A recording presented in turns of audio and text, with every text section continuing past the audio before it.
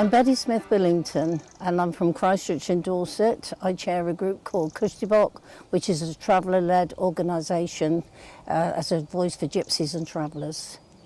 The legend pole was commissioned in 2004 and it was commissioned by Kushti to be placed in Kingston Moorwood College in Dorchester in commemoration for all the work and the help that they've given us over the years. The original carver was Gary Orange, and Gary is also commissioned to do legend pole too. Well, sadly, principles change over time. The legend pole was moved from its original position. It was placed in what we call the animal park. Now, it was okay for a little while because they had fencing around it. We used to visit the legend pole every year in August the 2nd, which is the Romani holocaust service. And we noticed that it was starting to deteriorate. It was really, really sad to see. So I said, right, this is it. You know, we can't repair it. We need a new legend pole. You know, it's a very large tree, and in England we've got some very large trees. We've got oak, but this is not oak, it's cedar, of course. But it's round, it's fair. It shows our culture, it shows our heritage. You know, there's not very much that's not going to be on this pole. It's going to be a really brilliant pole, much better than the original. My name is, and it's real, Gary Orange. I'm a wood carver and I predominantly use chainsaws to get most of the job out. There is other tools that I use, grinders, angle grinders, belt sanders, orbital sanders for finishing.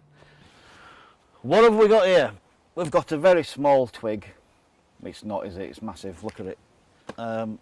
It's a 2-ton piece of cedar and that's just been transported here this morning. And I'm going to turn that into a gypsy legend pole. Obviously, because it's for the charity Kushti, I'm going to carve onto it.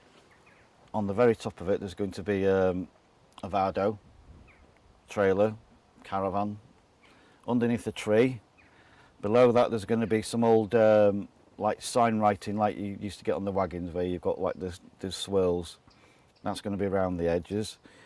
Then down the main trunk there's going to be a traditional scene of travellers, like a fireside with people sat around the fire. And around the other side I'm going to bring in a little bit of the old gypsy sport of bare knuckle fighting.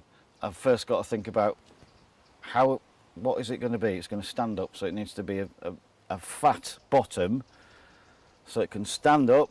Then I think about what I'm going to put on it. So I sketch on paper, look up pictures, have a meeting with people, see what's acceptable to put on there. Then the process starts where I will take the bark off in the area where I'm going to carve, and then I'll get a marker pen or chalk and I'll literally sketch on the silhouette of what it's going to be. And then there's another stage where it's called blocking out. And you get the large chainsaws, which are used for forestry, taking big lumps out. So you're just left with the item that's going to be carved into a wagon. Then I'll get my smaller saws. Then I'll make the details. Then I'll get the finer tools, like the electric tools, and I'll make the little details, you know, like the windows and the stripes in the wagon wheels, the leaves on the trees. So it's like 95% use of chainsaw, and then the end bit, which is the slower end of it, is like doing the fine sanding. I reckon it's probably going to take about 10 days work and 15 years of practice.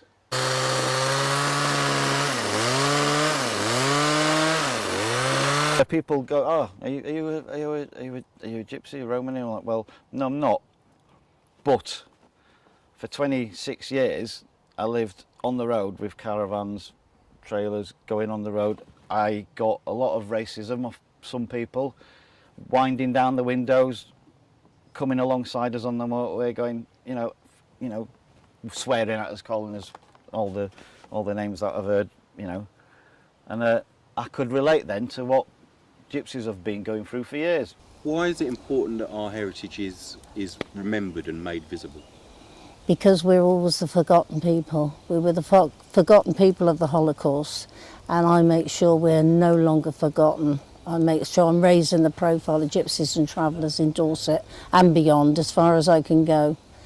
We need, we need to be seen. People need to know that we're here, and they need to know who we really are, that we're not the thieves and vagabonds that people think we are.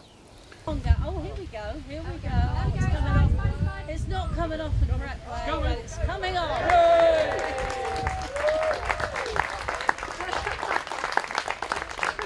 I'll pass you over to Reverend Jonathan Hood.